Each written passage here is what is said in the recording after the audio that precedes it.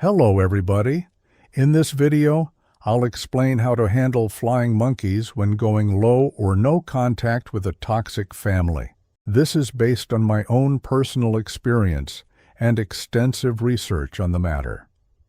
When people talk about flying monkeys, they usually speak about them in a general way.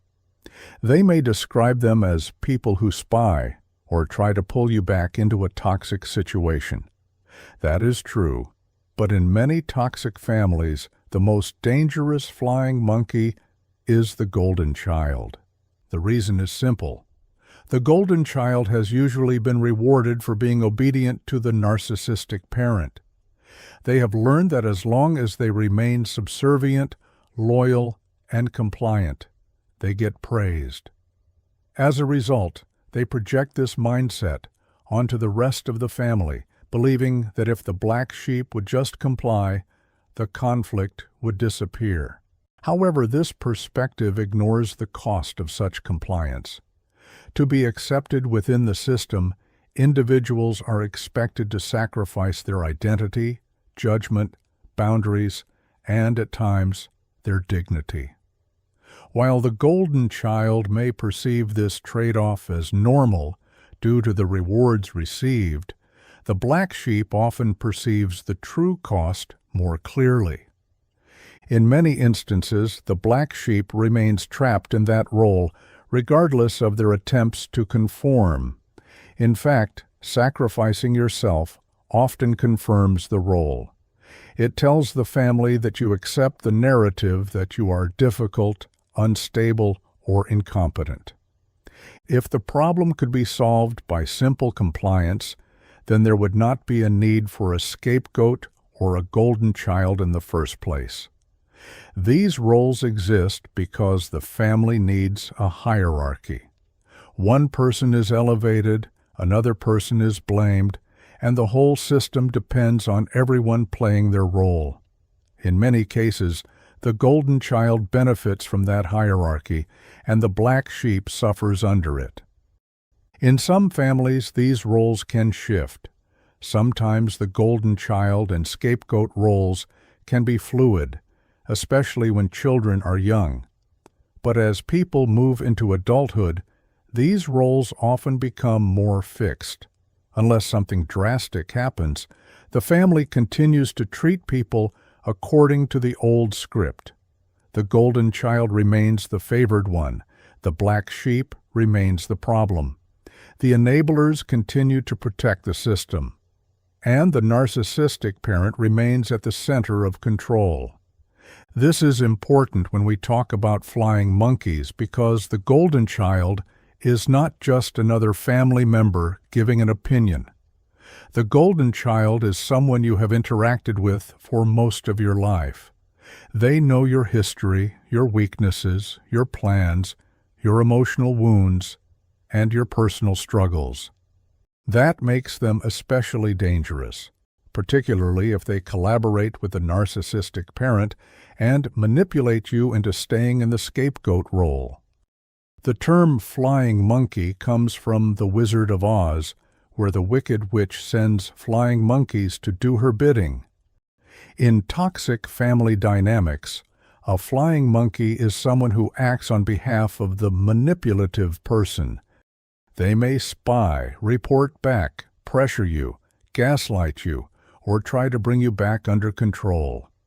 In a toxic family, the golden child often becomes the chief flying monkey because they have the strongest incentive to serve the narcissistic parent. The golden child is not necessarily a copy of the narcissistic parent in every way.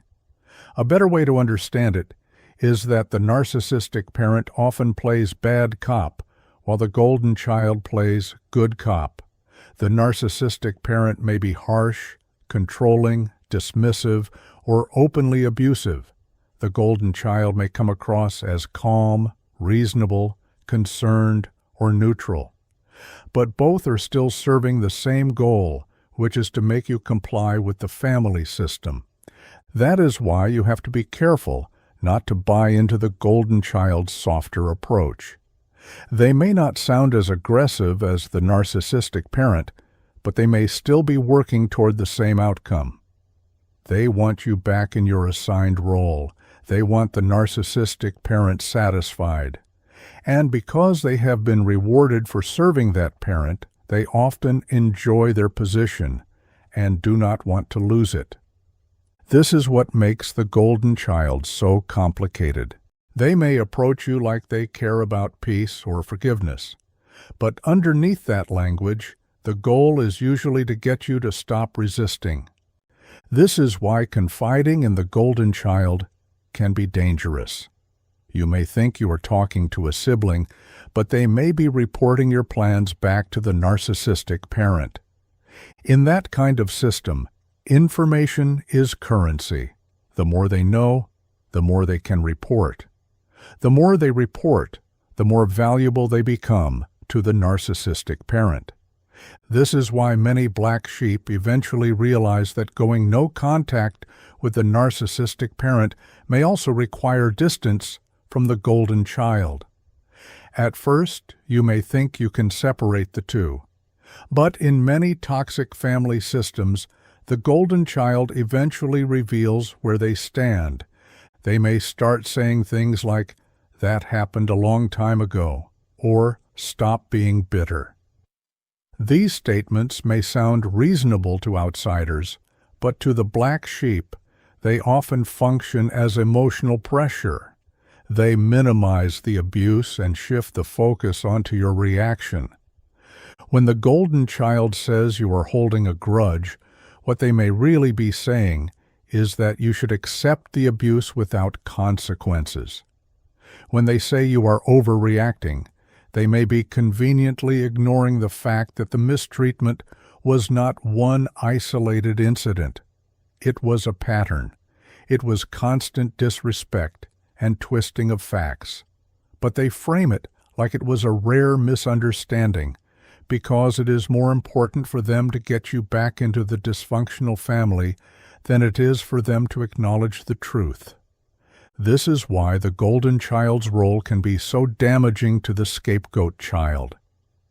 They often pretend to be the mediator, but they are not truly neutral. A real mediator listens to both sides and cares about fairness. A toxic family mediator often has one real goal: to get you back in your role and take credit. This is called hoovering. Hoovering is when someone tries to pull you back into a relationship or situation you left for your own protection. It is crucial for you to understand the threat so you know how to properly handle it.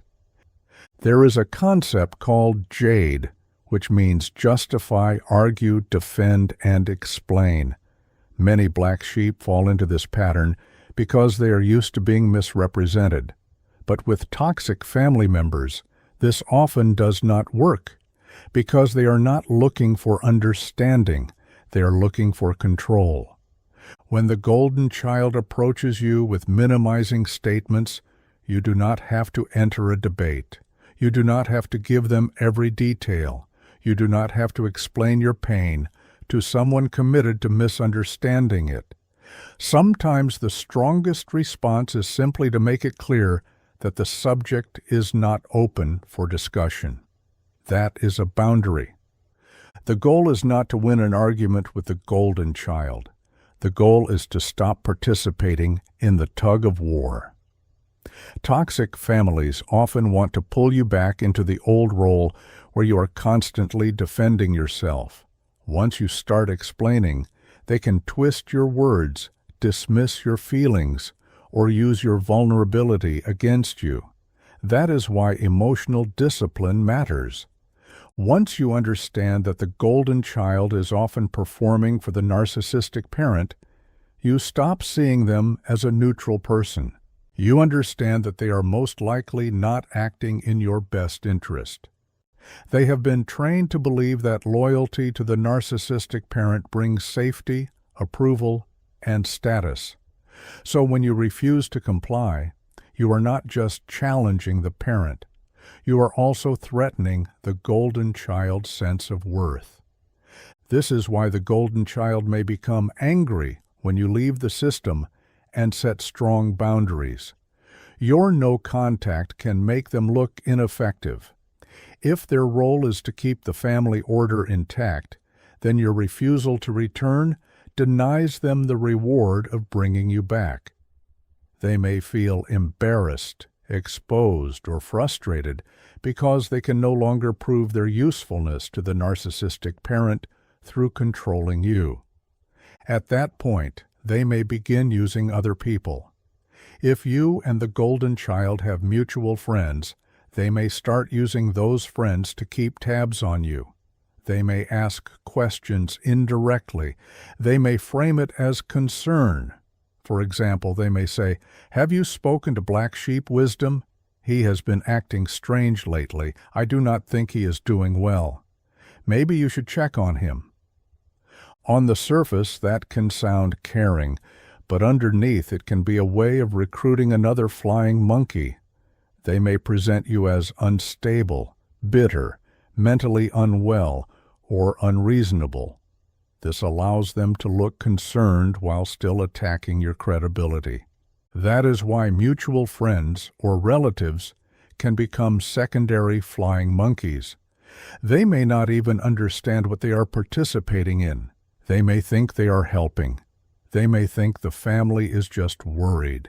They may not understand scapegoating, narcissistic family systems, or the way toxic families use concern as a cover for control.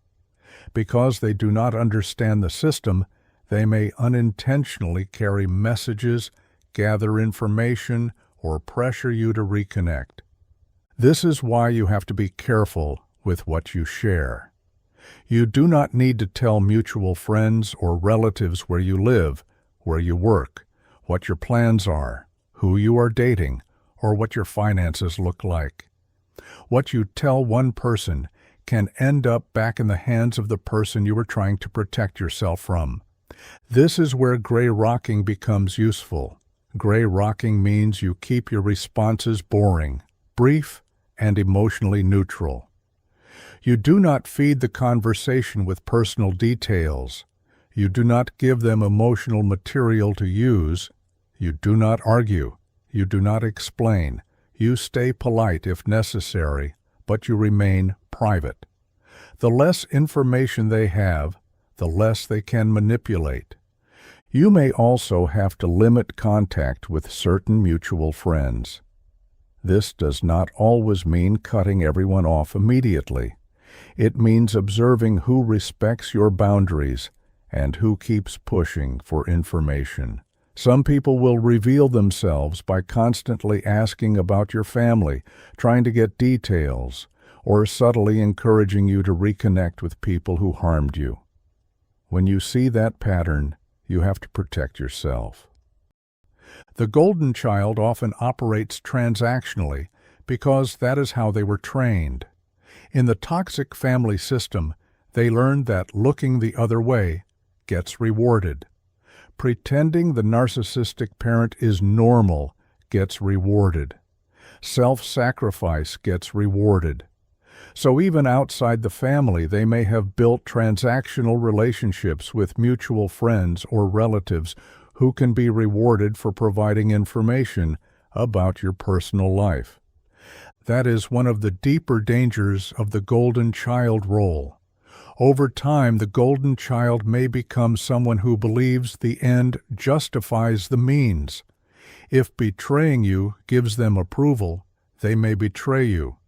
If minimizing your pain keeps them in good standing, they may minimize your pain. If smearing your name protects the family image, they may smear your name. Their loyalty is often not to truth. Their loyalty is to the system that rewards them. Now, some people may argue that when the golden child was young, this was a survival strategy. That can be true. Children adapt to the family environment they are born into. A child may learn to please the narcissistic parent because it feels safer than being targeted. But when that person becomes an adult, has their own life, their own job, their own choices, and still chooses to serve the abusive system, then it is no longer survival. It is poor character. That is why the black sheep has to stop expecting fairness from people who benefit from the unfairness. The golden child may know more than they admit. They may have seen the abuse. They may know how the parent treats you. They may know the family narrative is dishonest. But if the system benefits them, they may choose silence, denial, or active participation. This is also why your image matters after leaving a toxic family. When you leave, the family may try to devalue you publicly. They may try to make you look unstable, irresponsible, bitter, or lost. You cannot control every rumor, and you should not live your life trying to impress people who are committed to misunderstanding you. But you can take care of yourself in a way that contradicts the narrative. Work on your image, not in a fake way, but in a grounded and practical way. Stay groomed. Dress well. Keep your environment clean. Take care of your health. Stay in shape if you can. Build discipline. Improve your communication. Work on your goals. Carry yourself with self-respect. When people try to paint you as the problem, your stability becomes part of your protection. This does not mean you owe the world a performance. It means you understand that toxic families often attack credibility. They want people to see you as someone who cannot be trusted, believed, or taken seriously. So you counter that by becoming more grounded, more composed, and more intentional. You do not need to explain everything. Your life can become evidence. Some people think family conflict is just normal disagreement. They do not understand what it means to be scapegoated for years. They do not understand what it means to have your words twisted, your character attacked, your boundaries mocked, and your independence treated like rebellion. That is why you have to be selective about who gets access to your story. When mutual friends ask subtle questions, pay attention. They may say, "Have you talked to your sibling? Have you spoken to your parents? Why are you not answering them?" These questions may seem harmless, but in the wrong hands, your answers can become reports. You do not have to be rude, but you do have to be wise. You can keep your answers general. You can say, "I am doing well. I am keeping some things private," or "I am not discussing family matters. I appreciate your concern, but I am okay." That is enough. You do not have to give people a full explanation of your boundaries. The more you understand the system, the easier it becomes to create strategies. When you do not understand the system, you may react emotionally to every message, every question, every accusation, and every guilt trip. But once you see the pattern, you stop being surprised. You understand that the golden child may try to pull you back. You understand that mutual friends may be used to gather information. You understand that the family may smear your name. You understand that your silence may be misrepresented. And because you understand these things, you can respond with more control. In some cases, no contact with the narcissistic parent also means no contact with the golden child, because the golden child is still functioning as an extension of that system. At the end of the day, your highest priority is not to rescue the family image. Your highest priority is not to make the narcissistic parent and golden child comfortable. Your highest priority is to protect your future and your life.